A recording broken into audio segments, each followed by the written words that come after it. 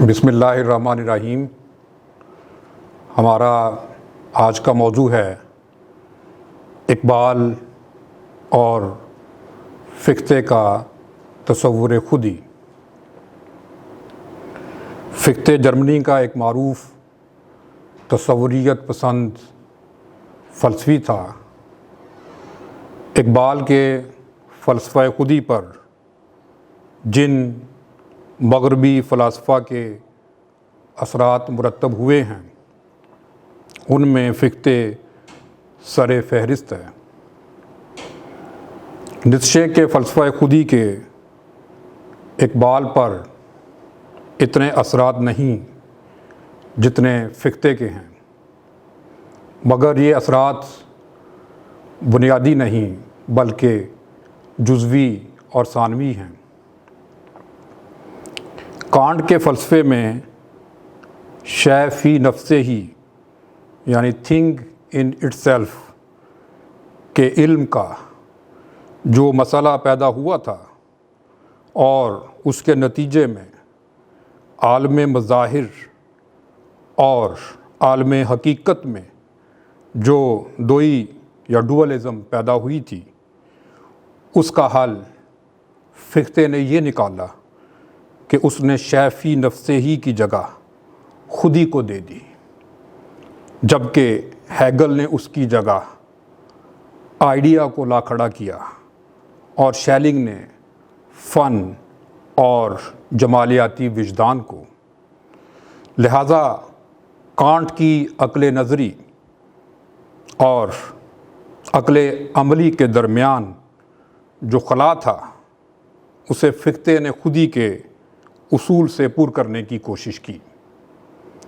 فکتے کے نزدیک غیر انا دراصل انا سے پیدا ہوتی ہے۔ اقبال اور فکتے دونوں ہی اس مقصد کو پیش نظر رکھے ہوئے تھے کہ اپنے نفس کی گہرائیوں میں ایک صوفیانہ آن سے اتر کر ایک ایسے جوہر کو تلاش کریں جس کے بغیر باطن کے سرمدی حق کا اثبات اور عالم مظاہر پر عالم حقیقت کے تفوق کا یقین نہیں ہو سکتا۔ دونوں ہی اس نتیجے پہ پہنچتے ہیں کہ خودی، ارادہ اور عمل ہمارے باطن کا سرمدی جوہر ہیں جس سے ہمارے تمام افکار و احزارات اور احساسات و جذبات متعین و مستنیر ہوتے ہیں۔ فکتے کی وجودیات، علمیات اور اخلاقیات کی اساس خودی ہی ہے۔ فکتے کے ہاں حقیقت خودی پر مبنی ہے اور خودی کے علاوہ کسی اور شے کا کوئی وجود نہیں۔ خود فعال ہونے کے لیے خودی کو مزاحمت اور مقاومت کی ضرورت ہے جس کے خلاف وہ کشمکش کر سکے اور اس طرح اس پر اپنی ذات کا شعور اور اپنی آزادی آشکار ہو جائے۔ اقبال اور فکتے دونوں کے نزدیک خودی ایک لامتناہی فعلیت ہے۔ فکتے کے نزدیک ایک خودی مجرد خودی ہے جو آفاقی اور ہماگیر ہے۔ اسے وہ مطلق خودی کا نام دیتا ہے۔ تمام خودیوں کا ظہور مسلسل و متواتر مطلق خودی سے ہو رہا ہے۔ اقبال بھی خودی مطلق کی بات کرتے ہیں، مگر اقبال اس سے جو مراد لیتے ہیں وہ بہت مختلف ہے۔ اقبال اس سے ایک شخصی خدا یعنی پرسنل گاڈ مراد لیتے ہیں، جبکہ فکتے کے ہاں شخصی خدا کا تصور ہی مفقود ہے۔ فکتے شخصی خدا کو نہ ماننے کی یہ دلیل پیش کرتا ہے کہ کوئی شخصی ہستی ایک محدود کر دینے والے معروض کے بغیر ممکن نہیں۔ اگرچہ یہ درست ہے کہ یہ تحدید خود نفس ہی کرتا ہے، مگر چاہے یہ تحدید اندرونی طور پہ ہو یا بیرونی طور پہ بہرحال یہ تحدید ہی ہوگی اور خدا کو محدود ہستی تصور نہیں کیا جا سکتا۔ اگر خدا شخصی ہستی نہیں تو پھر کیا ہے؟ فقہ کے پاس اس سوال کا جواب یہ ہے کہ خدا ایک لامتناہی اخلاقی نظام ہے یا وہ آزادی ہے جو بتدریج اپنا تحقق کر رہی ہے۔ فقہ کے اس تصور خدا کا اس کے اپنے ہی فلسفے سے تضاد پیدا ہو جاتا ہے، یعنی وہ اس صورت میں اپنے آپ کو خود ہی کانٹراڈکٹ کرنے لگتا ہے۔ شخصی خدا کے انکار سے وہ اپنے ہی انائے مطلق کے تصور کو رد کر دیتا ہے جو غیر انا کی خالق ہے، جبکہ اقبال کے ہاں یہ تضاد نہیں پایا جاتا۔ اقبال نے بہت خوبصورتی سے انفرادی خودی کو مطلق خودی سے انٹیگریٹ کیا ہے۔ ان کے نزدیک خدا اور خودی ایک دوسرے کے لیے لازم و ملزوم ہیں۔ حمزہ خدا خودی طلب، حمزہ خودی خدا طلب۔ خدا اور خودی کا تعلق اس طرح سے میکینیکل نہیں ہے جس طرح فقہ کے ہاں پایا جاتا ہے، بلکہ یہ ایک گہرا ذہنی و قلبی، جذباتی، اعتقادی، روحانی اور نفسیاتی تعلق ہے جو انسانی نفس کی گہرائیوں میں جاگزیں ہے۔ فقہ اور اقبال کے تصور خودی میں یہ واضح فرق پایا جاتا ہے کہ فقہ یہ سمجھتا ہے کہ خودی کا منصب زمان و مکان میں اپنی آزادی کا تحقق کرنا ہے، یعنی خودی کا جوہر آزادی ہے۔ فقہ خودی کو خارجی پابندیوں سے آزاد دیکھنا چاہتا ہے۔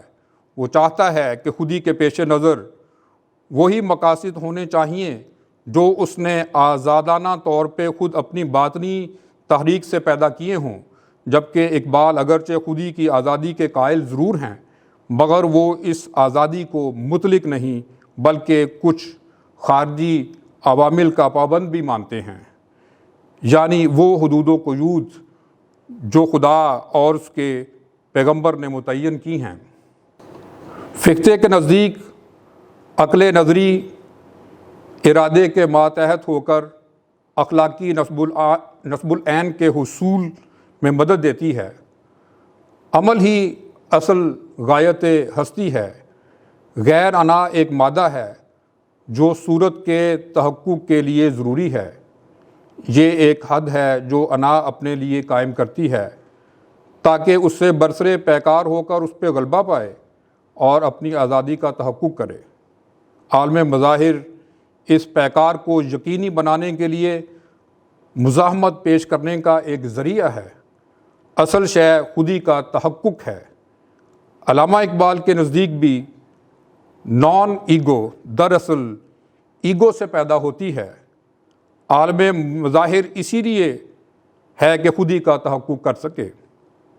وہ تسخیر جہان رنگ و بو کی بات اسی تناظر میں کرتے ہیں۔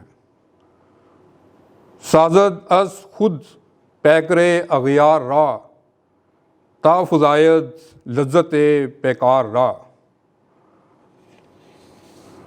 فقہ کے نزدیک خودی ہمیشہ عمل میں یا ایکٹیویٹی میں مصروف ہے۔ یہ عمل زیادہ تر اخلاقی عمل ہی ہے۔ غیر خودی یعنی یہ کائنات اس خودی کا میدان عمل یا جولان گاہ ہے۔ اقبال کے نزدیک بھی خودی ہر وقت سرگرم عمل رہتی ہے۔ فقہ اور اقبال دونوں کے نزدیک خودی ہر وقت جد و جہد کی حالت میں رہتی ہیں اور اپنے راستے میں آنے والی رکاوٹوں کو عبور کرنے کی کوشش کرتی ہے۔ خودی کا ایک اہم وصف اس کی مبارزت طلبی ہے۔ چنانچہ خودی مسلسل حالت جنگ میں ہے اور اسی جہد مسلسل میں اس کی بقا ہے۔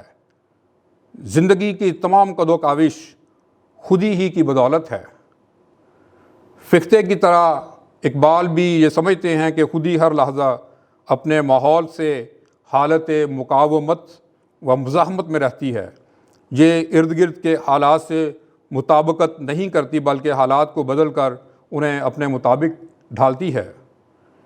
اقبال نے جس طرح انفرادی خودی کے نقوش واضح کیے ہیں، فقتے کے ہاں یہ انداز نظر نہیں پایا جاتا۔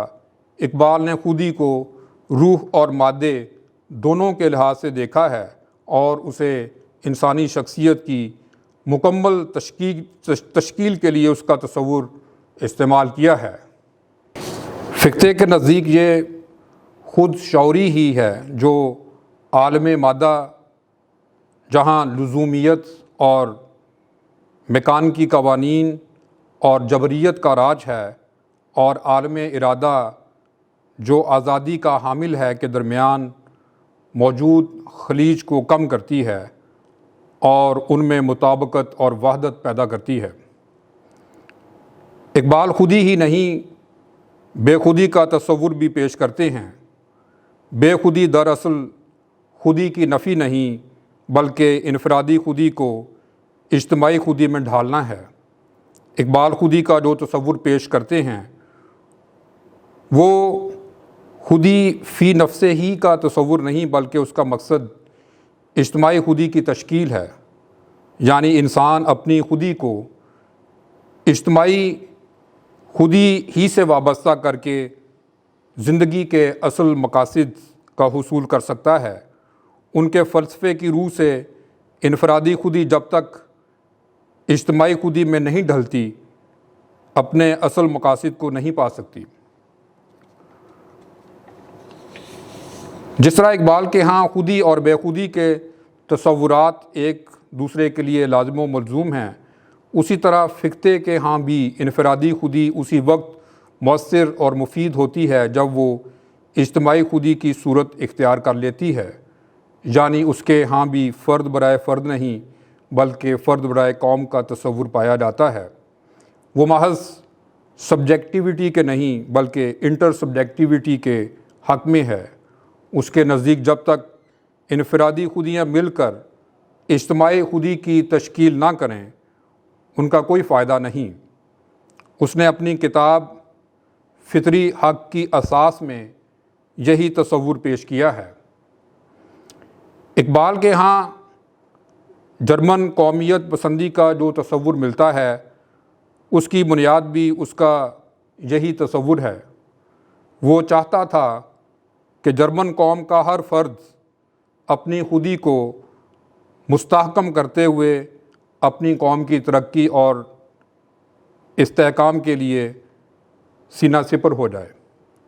اس نے اپنے قومی تصور کی تشکیل اخلاق، جمالیات، مشترکہ تہذیب و ثقافت اور ادب کی بنیادوں پہ کرنے کی کوشش کی ہے، نہ کہ نسلی بنیادوں پر۔ ایلن اے ووڈ نے اپنی کتاب فقتےز ایتھیکل تھاٹ میں فقتے کے تصور قومیت کی وضاحت کرتے ہوئے یہی بات کہی ہے۔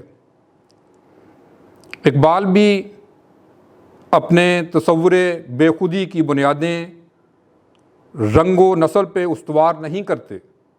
ان کا تصور بے خودی مذہبی اور اخلاقی حوالے سے ہے۔ ان کے ہاں وطنی قومیت کے بجائے اسلامی قومیت کا تصور پایا جاتا ہے جو رنگ، نسل، زبان اور علاقائی حدود و قیود سے ماورا ہے۔ البتہ علامہ اقبال نے خودی کی تربیت کے جو 3 مراحل یعنی اطاعت، ضبط نفس اور نیابت الہی بیان کیے ہیں وہ فقتے کے ہاں نہیں پائے جاتے۔ فقتے خودی کی تربیت کا ایسا کوئی پروگرام نہیں دیتا۔ اس کے تصور خودی کی کوئی دینی اساس نہیں، جبکہ اقبال کے تصور خودی کی ایک واضح دینی اساس ہے۔ البتہ خودی کو اخلاقی فرائض سے وابستہ کرنے کے حوالے سے اقبال اور فقتے ایک دوسرے کے قریب آ جاتے ہیں۔ جیسا کہ پہلے ذکر کیا جا چکا ہے، فقتے کے نزدیک خودی ایک آزاد سرگرمی ہے۔ یہ علت و معلول کے سلسلے کی کوئی کڑی نہیں اور نہ ہی اس سلسلے کی پابند ہے۔ فقتے ایگو کے لیے میکان کی جبریت کے تصور کو قبول نہیں کرتا۔ یہ خودی ہی ہے جو میکانیکی جبریت کی نفی کرتی ہے۔ فقہ کے نزدیک ایگو علت و معلول کی میکانیکیت سے آزاد ہے، اور یہ آزاد اخلاقی حس ہی کی بدولت ہے۔ یہی آزادی انسان کو دیگر مخلوقات سے ممتاز کرتی ہے اور انسانی زندگی کو ایک منفرد معنویت عطا کرتی ہے۔ یہی اخلاقی شعور ہمیں اس قابل بناتا ہے کہ ہم کائنات میں کارفرما مقصدیت کو سمجھ سکیں، جبکہ حواس سے حاصل ہونے والا علم ہمیں اس قابل نہیں بناتا۔ اخلاق نہ کہ عقل نظری ہمیں اس قابل بناتا ہے کہ ہم اپنی خود اختیاری اور خود شعوری کا تحقق کر سکیں۔ کسی اخلاقی نظام کو اپنے باطنی شعور کے ساتھ منسلک کیے بغیر اور اس کا گہرا احساس کیے بغیر اور کسی اخلاقی آدرش کو اپنا مطمع نظر بنائے بغیر انسان اپنی آزادی و خود مختاری کا تحقق نہیں کر سکتا۔ فقہ خودی کو زمان و مکان پر مقدم سمجھتا ہے۔ اس کے سامنے یہ مسئلہ درپیش تھا کہ زمان و مکان کو خودی سے کیسے اخذ کیا جا سکتا ہے۔ کانٹ کے نزدیک زمان و مکان اگرچہ شعور سے تعلق رکھتے ہیں، مگر اس کے نزدیک ان کا استخراج نہیں کیا جا سکتا، بلکہ یہ انسانی شعور کے پہلے سے موجود سانچے یا حالتیں ہیں۔ زمان و مکان معروضی دنیا میں موجود مظاہر نہیں ہیں۔ خودی سے زمان و مکان مستخرج نہیں ہوتے، بلکہ پہلے ہی سانچوں کی شکل میں موجود ہوتے ہیں، جن میں انسان اشیاء و مظاہر کو رکھ کر دیکھتا ہے۔ فقہ کانٹ کی اس بات سے اختلاف کرتے ہوئے کہتا ہے کہ زمان و مکان خودی سے مستخرج ہوتے ہیں اور ہم اشیاء و مظاہر کو زمان و مکان کے سانچوں میں رکھ کر نہیں دیکھتے، بلکہ زمان و مکان کو اپنی خودی کے زور سے اخذ کرتے ہیں۔ فقہ کا فلسفہ زمان و مکان کے مقابل انسانی خودی کی آزادی اور خود مختاری کو بحال کرنے کی کوشش کرتا ہے۔ اقبال بھی خودی کو زمان و مکان سے مقدم خیال کرتے ہیں۔ فقہ کے ہاں خودی محض ایک میٹافزیکل تصور ہی نہیں، بلکہ اس نے اسے جرمن قومیت پسندی کے تناظر میں بھی پیش کرنے کی کوشش کی ہے۔ اس نے خودی کا تصور اس وقت پیش کیا جب نپولین کی فوجوں نے جینا کی جنگ میں جرمن فوجوں کو شکست دے دی اور فقہ کو فرار ہونا پڑا۔ اسی واقعے کے رد عمل میں اس نے خطبات بے قوم المانوی پیش کیے، جن میں اس نے قومی خودی کی تشکیل کے لیے نصیحتیں کیں۔ اقبال کے تصور خودی کا ایک مقصد 1857 کی جنگ آزادی کے بعد شکستہ حال اور مایوس مسلمان قوم کو خود اعتمادی کی دولت سے سرفراز کرنا بھی تھا۔ اس لحاظ سے ہم دیکھتے ہیں کہ اقبال اور فقہ دونوں کے ہاں خودی کی ایک اطلاقی جہت پائی جاتی ہے۔ فقہ اگر اس کا اطلاق المانوی قوم پہ کرتا ہے تو اقبال امت مسلمہ اور خاص طور پہ بر صغیر کے مسلمانوں پہ کرتے ہیں۔ آخر میں ہم یہ نتیجہ اخذ کر سکتے ہیں کہ اگرچہ اقبال اور فقہ کے فلسفہ خودی میں کچھ مماثلات پائے جاتے ہیں، مگر اس کے بہت سے خد و خال اقبال کے اپنے وضع کردہ ہیں، اور ہم یہ نہیں کہہ سکتے کہ اقبال نے یہ فلسفہ من و عن فقہ سے متاثر ہو کر تشکیل دیا ہے۔ بہت شکریہ۔